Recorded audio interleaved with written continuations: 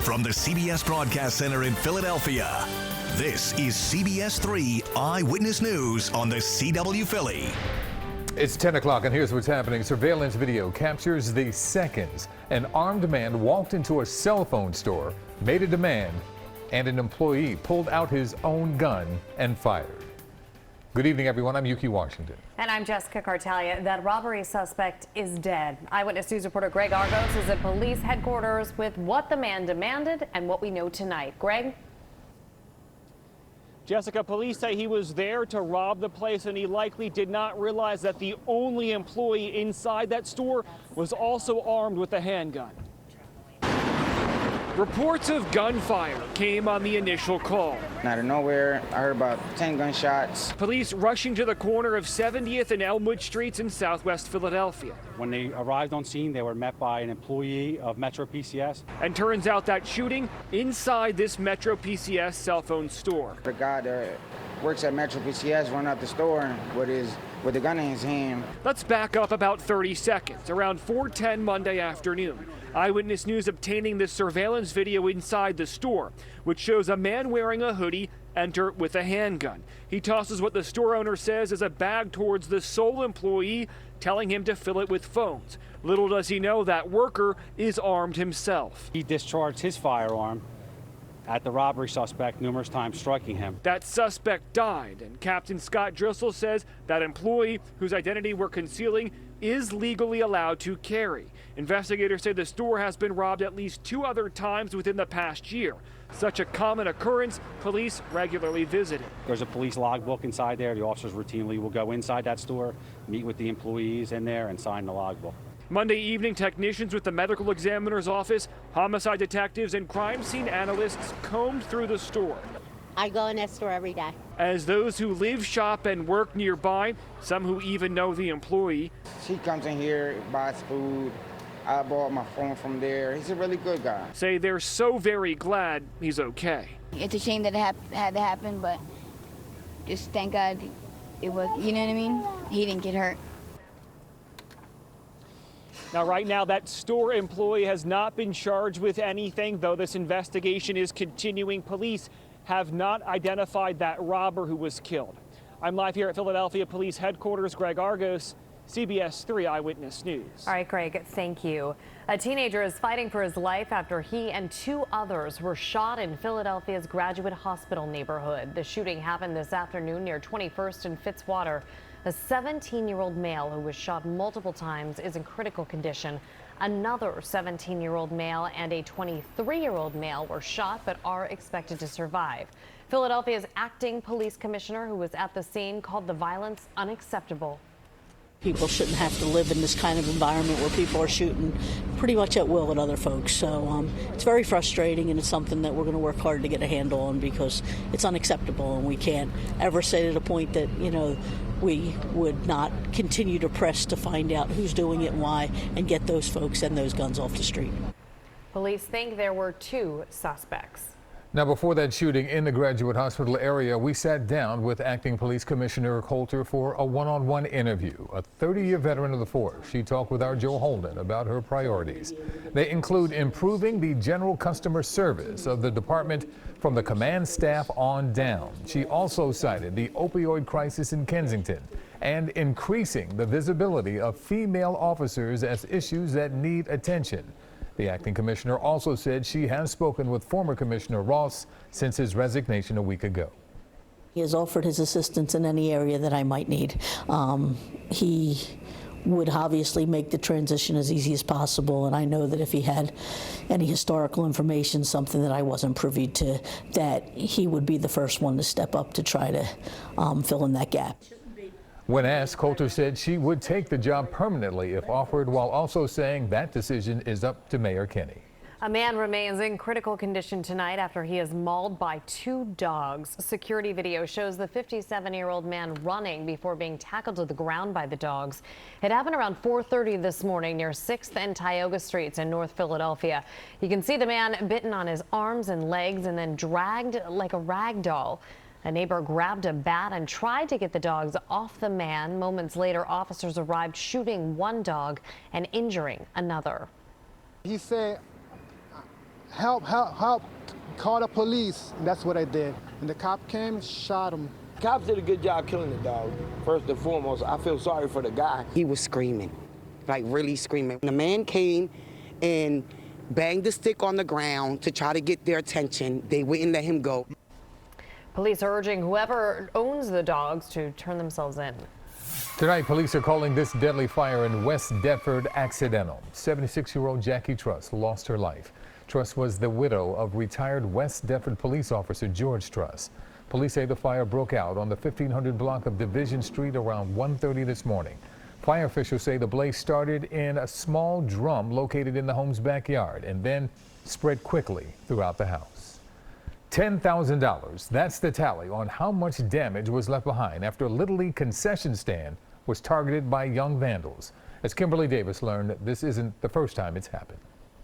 The kids who play softball on this field say it's like a second home. It's where they come on game days and to perfect their skills. But Friday afternoon, their second home was targeted by vandals again. We had a cooler, just like this one, that was, the front of it was completely smashed in. Thanks to the hard work of Levittown United Little League parents, it doesn't look like much. But Friday afternoon, the concession stand on the 6400 block of Mill Creek Road in Levittown was destroyed by two vandals. My stomach dropped. I was sick to my stomach. Coach Casey Kenworthy is one of the girls' softball coaches for Levittown United, and she was also involved in the cleanup process. As you can see in these pictures, glass was shattered by baseball bats, trophies were destroyed, and the concession stand was left in shambles. The senior girls team made it all the way to the World Series this year, and 15-year-old Grace Morgul tells us everyone was devastated. I think it set back the league a lot because we don't have a scoreboard that works, and the damage in the concession stand is just really sad. And unfortunately, this isn't the first time the Little League has been targeted. The fields down here have been tagged with graffiti before, and things like that. Our other complex that we have, people have set fire to trash cans. We're told an 11-year-old and 13-year-old are responsible for $10,000 worth of damage, and parents are hoping to find out why. A lot of pits in our stomach. There definitely were some tears from people wondering why and how someone could do this. The Little League team does have a GoFundMe account set up. If you would like to donate, head over to cbsphilly.com where you can find the link.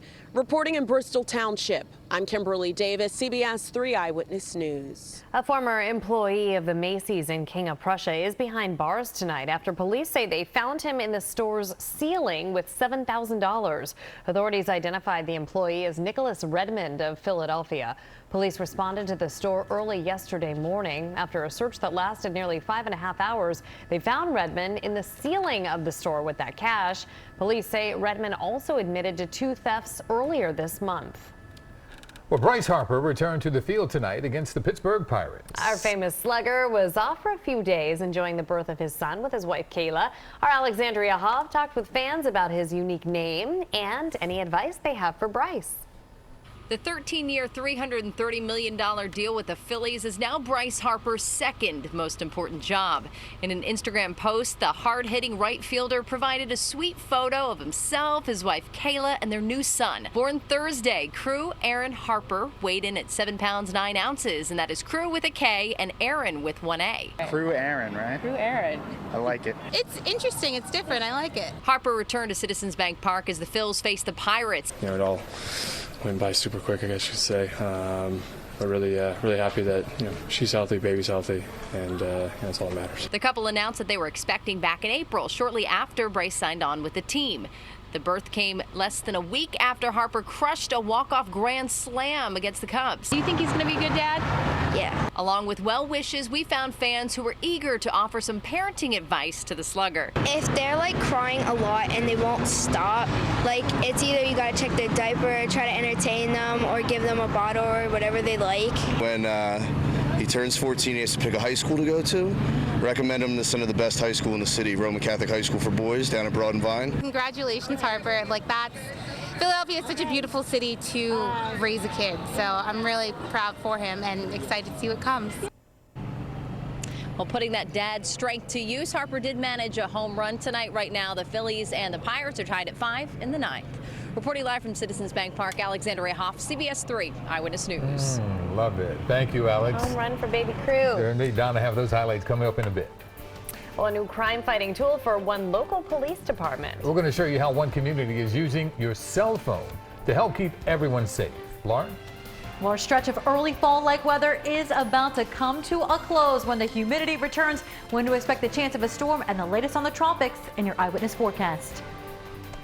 A landmark verdict in the opioid crisis. The pharmaceutical giant now facing a staggering fine. Also, a toy maker is paying tribute to 2 trailblazers on this Women's Equality Day. The story when we come back. Live stream. The dispatcher then sends that video to responding officers. Officials say this new technology is long overdue. Everyone carries their cell phone. I think that we have to adapt to that process, and we have to utilize, that 911 is certainly a necessary public safety component, but the phone is capable of so much more. And I think that as public safety agency, we have to tap into that resource to make people safer. The 911 system went live this weekend. It costs $400,000, which comes from taxpayers. An Oklahoma judge ordered Johnson & Johnson to pay $572 million for the pharmaceutical giant's role in the state's opioid crisis. The landmark verdict comes after a 7-week trial. It marks the end of the first state trial attempting to hold a pharmaceutical company accountable for one of the worst health epidemics in modern history. Johnson & Johnson says it will appeal. Dozens of states are also suing opioid drug makers. President Trump is back in the United States tonight after an eventful weekend at the G7 summit in France. The president landed earlier at Andrews Air Force Base in Maryland. Now, before he left France, much of the talk was about trade. The president said China has called the U.S. and wants to resume negotiations on a trade deal. The president also made headlines by saying he may invite Russian President Vladimir Putin to next year's G7 summit, even though Russia was removed from the group in 2014. Today is Women's Equality Day, and Mattel paid tribute to 2 trailblazers. The toy maker honored Rosa Parks and Sally Ride with their very own Barbie dolls. Rosa Parks was an American activist known as the mother of the modern civil rights movement, and Sally Ride was the first American woman to fly in space. The new dolls are part of the Inspiring Women series, which includes Amelia Earhart, Katherine Johnson, and Frida Kahlo. So good to see. I love that. So good to see. Time for a weather forecast. We had a baseball game tonight. Saw some folks out there bundled up a little bit. Yeah. It was nice, and as soon as that sun went down, it was like, ooh. It's a little chilly. Definitely doesn't feel like August, and it didn't today with our high temperatures that were well below average. Check this out. Our high only 75 degrees in Philadelphia. Our 4th consecutive day with highs only in the 70s. We should be up into the middle 80s as far as averages are concerned. We didn't get out of the 60s today in the Poconos. We topped at 77, one of the warmer spots in Allentown. Our high temperature only 73 in Wildwood, and topped only at 73 in Wilmington today. And getting a live look at, chilly Center City, Philadelphia, Logan Square. The fountain is sparkling, and you definitely need that jacket tonight. Temperatures have fallen back to 66 degrees in Philly. We're at 68 in Allentown. 50s on the board in the higher elevations. Temperatures in the low to mid 60s right now down the shore. With the cooler air, the more comfortable air we have had as well. But that is going to change, but only briefly so. Humidity values will start to increase, especially tomorrow night. On Wednesday, we have one humid day where dew points jump up to near 70 degrees, but then back down into the low 50s by Thursday, and potentially as we kick off Labor Day weekend, maybe even feeling crisp again by Saturday. But overnight tonight, nice and comfortable, cool once again, partly cloudy conditions, staying dry down to 63 degrees for our day tomorrow. Pushing the repeat button once again, a mix of sun and clouds especially in the morning, below average high temperature at 78 degrees with that easterly wind at around 5 to 10 miles per hour. And it has been this persistent easterly wind off the ocean since last Friday that has kept around these cooler than average high temperatures. That wind flow right off the Atlantic Ocean. Also a mix of sun and clouds we typically see in these conditions. Also, the flight path is over the city with an east wind. In case you didn't know, that only happens about 30% of the time.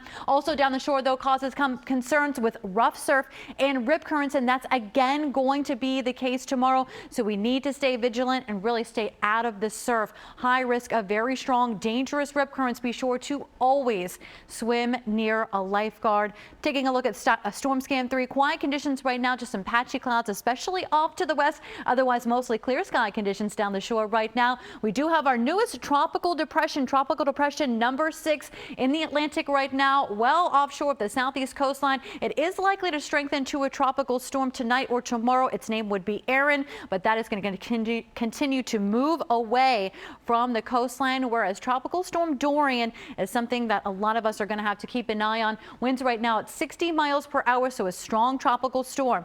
Motion off to the west-northwest at 14. It will cross over the Windward Islands tonight, make a very close pass at Puerto Rico on Wednesday as a Category 1 hurricane, traverse over Hispaniola, where it will be weakened by some of that terrain, and then eventually re-emerging towards the Bahamas. Less land around, a lot of warm water that is the fuel and the driver for these tropical systems, potentially approaching the Florida Peninsula as near hurricane force. Still a lot of uncertainty in the intensity forecast, but the track forecast will likely be fairly accurate as we head into the next several days and into the end of the week. So something that U.S. interests will have to continue to monitor with a Dorian, but we're just monitoring a warm up as we head into Wednesday. 85 degrees, chance of a late day thunderstorm or downpour, and then quiet conditions return as we head into Thursday and Friday, middle 80s. And I've added in a chance of some rain on Monday, but I took it out on Sunday. You just like that, took it out. That's nice of you. You should just take them all out. I know. The models tell me what to do. Take us into the sports world, young man. What a dive. Birds in the buff. Find out what has the Eagles posing nude. Plus, the new daddy delivers. Bryce Harper's first game back is one to remember. Sports coming up next.